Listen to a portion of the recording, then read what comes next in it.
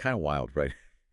When you think about it, how much the whole idea of what makes a good leader has changed. I mean, it really wasn't that long ago that a super top-down, like, command and control style was just the way things were done, you Yeah. know?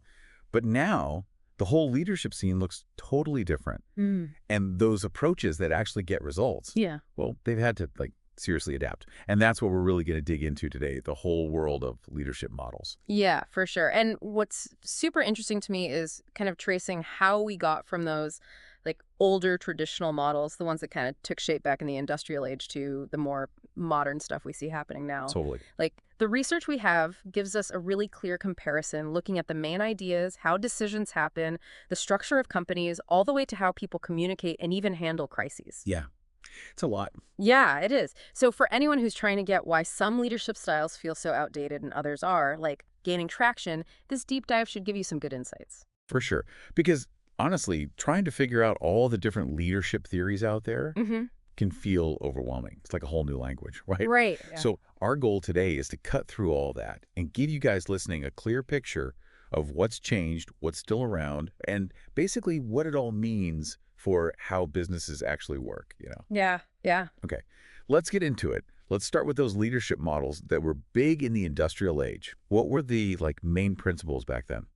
Well, the industrial age, if we're talking like late 18th to mid 20th century, was all about stability, being able to predict stuff, and being super efficient. Think like factories and mass production. The leadership models from back then totally mirrored those ideas, you know? Right. Like we saw scientific management come up, you know, the stuff Frederick Winslow Taylor was pushing around 1911. It was super focused on breaking down work to find the most efficient way to do each little thing. Got it. And the main idea, optimize and standardize everything. Right, break it all down and make every step as efficient as possible. Exactly. Almost like thinking of a company as a perfectly tuned machine. Yeah, yeah. Then there's administrative theory, which we can thank Henri Fayol for around 1916.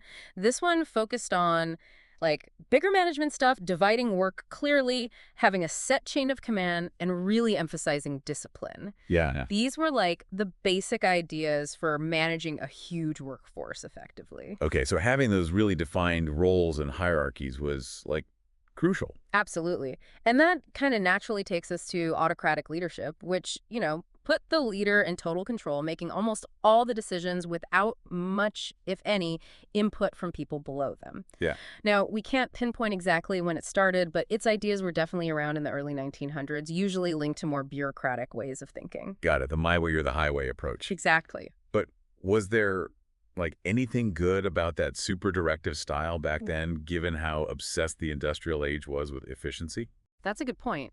In that setting, having a clear chain of command and a single person making fast decisions was seen as like super important for keeping things running smoothly, you know, like making sure tasks got done as planned and not having too much variation in the production process. It was supposed to make things clear and boost efficiency, especially with workers doing the same stuff over and over. And it all ties into bureaucratic leadership, which is really associated with Max Weber in the 1920s. This model was all about sticking to the rules, established policies, and rigid procedures. Okay. The idea was that by consistently following these rules and having a strict hierarchy, you could guarantee fairness, impartiality, and keep things consistent across the whole organization. So there was a rule for almost everything, and everything had its specific spot. It was all about predictability and order. Totally. Hmm.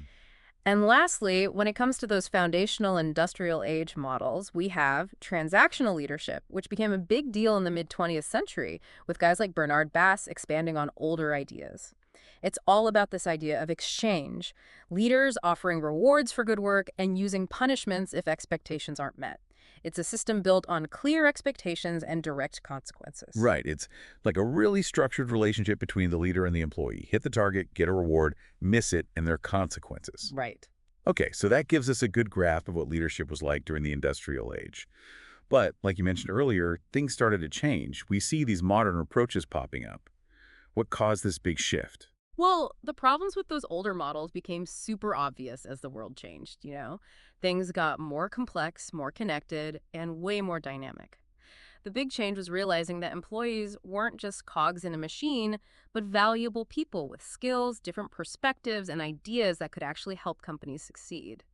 Modern approaches started to emphasize being able to adapt to new situations, working together across teams, and giving employees more power instead of just telling them what to do from the top.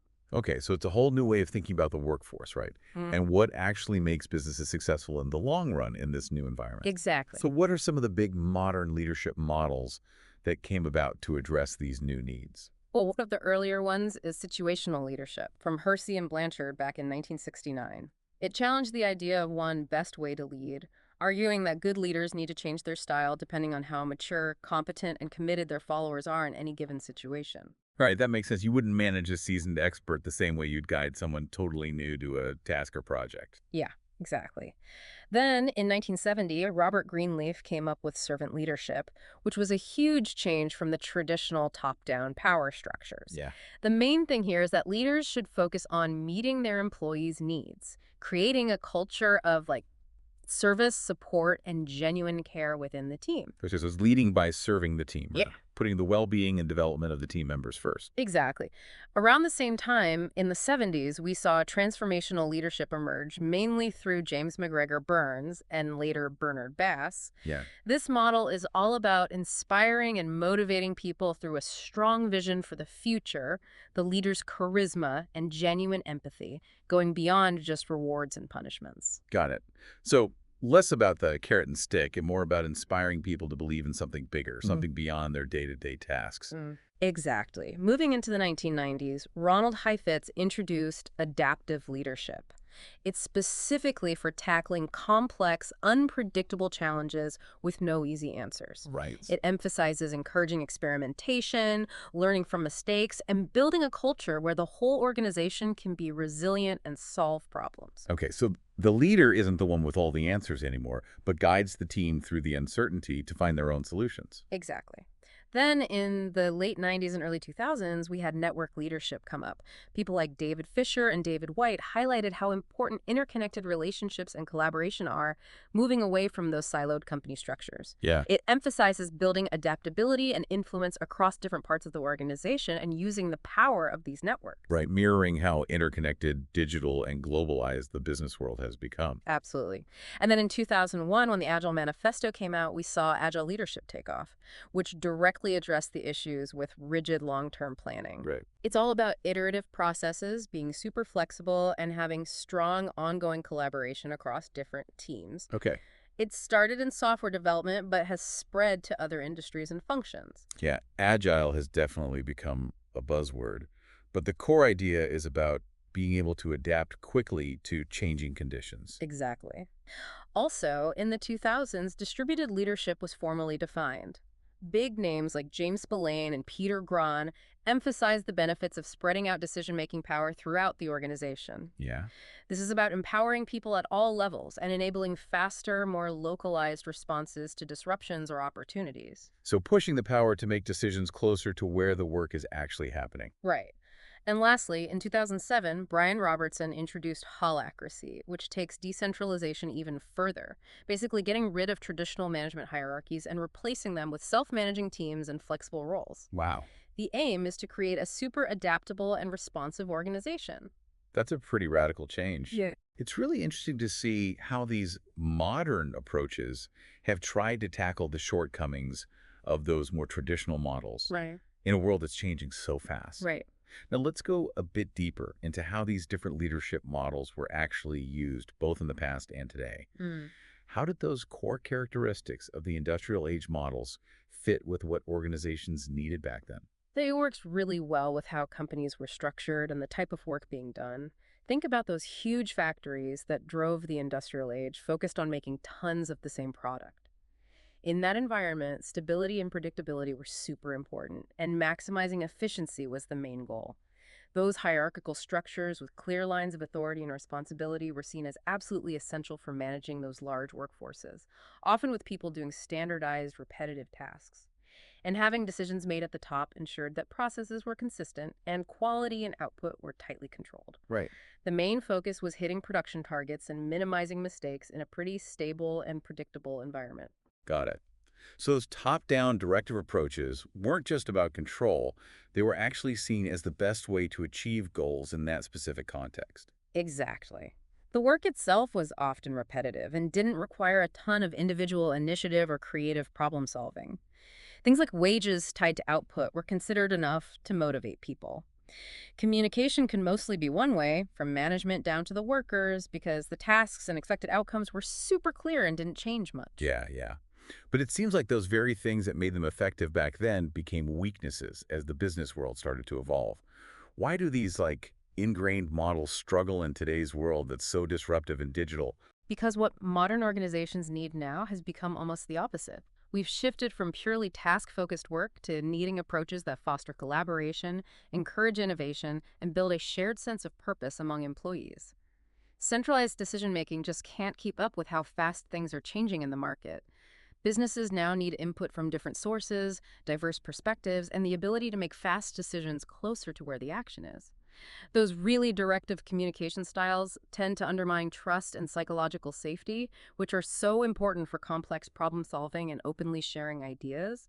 And rigid hierarchies just stifle a company's ability to be agile and adapt to new challenges and opportunities. Plus, relying only on extrinsic motivation, like money, often fails to engage today's workforce, who are looking for meaning, autonomy, and chances to grow professionally and personally. In a time where constant innovation is key for survival, traditional models that discouraged risk taking and depended on top down ideas just don't work. The same goes for being slow to adopt new technologies and only reacting to crises. Today's business world demands a way more proactive, adaptable, and forward thinking approach. It's like a complete flip, isn't it? Yeah, it's From valuing uniformity and strict conformity to now recognizing and celebrating diversity and inclusion as, like, drivers of innovation and competitive advantage. right. And technology has changed from being a tool to optimize what you're already doing to being a core part of a company's strategy and culture. Exactly. And that brings us back to those modern leadership models. While they're definitely a step forward, do they perfectly solve all of today's organizational challenges? Right. The data we have gives us some interesting food for thought. For example, transformational leadership can be amazing at inspiring a shared vision and driving innovation, but it might not always have the practical, day-to-day tools needed to manage highly technical or detail-oriented work. So the big picture is there, but maybe not the specific step-by-step guidance. Exactly. Servant leadership is great for building a positive, employee-focused culture and promoting inclusivity, but in some fast-paced or crisis situations, it could be seen as too passive or not decisive enough. Situational leadership offers flexibility, but it really depends on the leader's ability to accurately assess each team member's maturity and needs in different situations, Yeah. which can be tough in large, spread-out Right. teams. You need leaders with really high emotional intelligence and sharp observation skills for that to really work across a diverse team. Absolutely. Holacracy promises better agility and responsiveness with its decentralized structure, but it can sometimes cause confusion about roles and accountability. And it usually needs a strong, well understood company culture to work well. Agile leadership is perfect for dynamic, tech driven environments, but it might not be as useful in more traditional or heavily regulated sectors. Adaptive leadership is great for building resilience and handling complex problems, but its focus on experimentation and process over immediate results could frustrate teams that are obsessed with hitting short term goals. And distributed leadership can be empowering for employees and lead to faster decisions, but it needs good communication systems, a lot of trust across the company, and clear frameworks for accountability.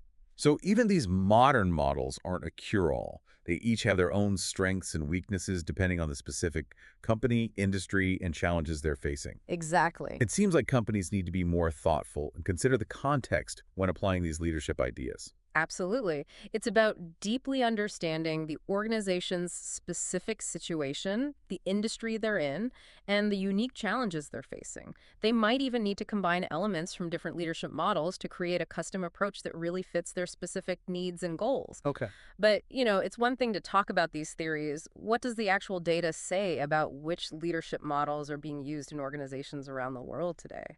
That's the big question, right? Are companies actually embracing these more modern approaches, or are we still mostly operating under those industrial age models? The data is pretty interesting. Despite the known limitations of the traditional approaches, hierarchical leadership is still a big deal globally. A 2021 McKinsey study found that a whopping 60 to 70% of companies worldwide still mainly operate with traditional hierarchies, especially in established sectors like manufacturing, traditional banking, government, and healthcare. Wow, that's a much higher percentage than I would have guessed. Yeah. With all the talk about agility, flatter structures, and empowering employees, I thought we'd be seeing a bigger shift away from those older models. Right. And transactional leadership is also still very common. A 2019 Gallup report showed that about 45% of managers mainly use transactional methods, focusing on rewards and punishments to motivate their teams. Yeah.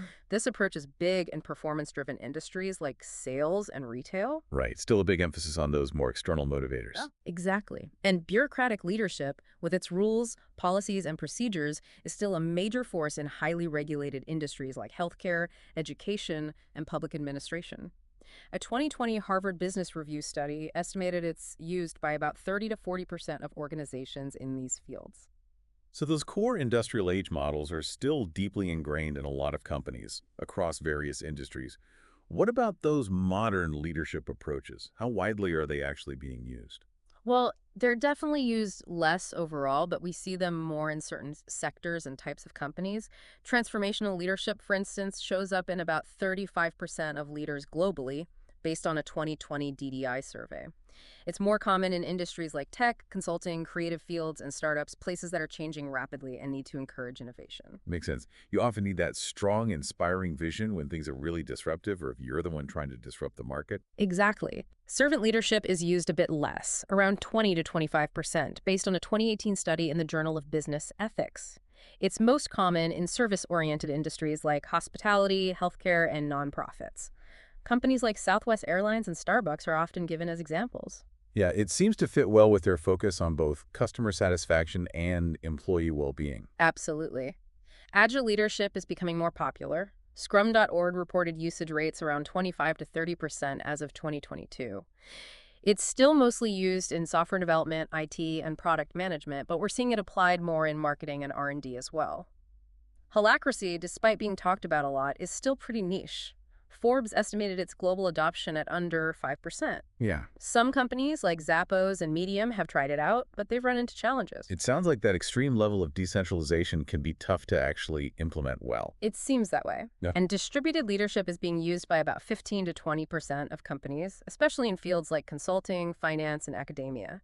This has probably been sped up by remote work becoming more common. So, while the newer models are definitely growing in specific areas, they're not the main approach in most of the world. Why do you think those traditional models are still so dominant in so many companies? Well, there are a few key reasons. A big one is the cultural resistance you find in established organizations that have had hierarchies for a long time. People in leadership who came up through those systems might be reluctant to give up control, work more collaboratively, or change how things have always been done. Another big barrier is the lack of training in modern leadership practices. A 2021 PwC survey found that only about a third of companies invest much in training their leaders on newer approaches and skills. Without that support and education, leaders often fall back on the familiar models they've known throughout their careers. Industry constraints matter too. Highly regulated industries often need the strict control, clear authority, and established procedures that traditional models provide to comply with complex regulations and minimize risk. And lastly, many businesses focus so much on short-term results, driven by financial pressures and performance targets, that they prefer more transactional leadership styles. Yeah. These styles can deliver quick, measurable outcomes, even if they don't help with long-term employee engagement, innovation, or adaptability. Right, so it's a mix of ingrained habits, not enough training in new leadership skills, industry demands, and pressure for short-term results. Right. I'm curious, do these trends in leadership style vary a lot in different parts of the world? Are there places where modern approaches are more common?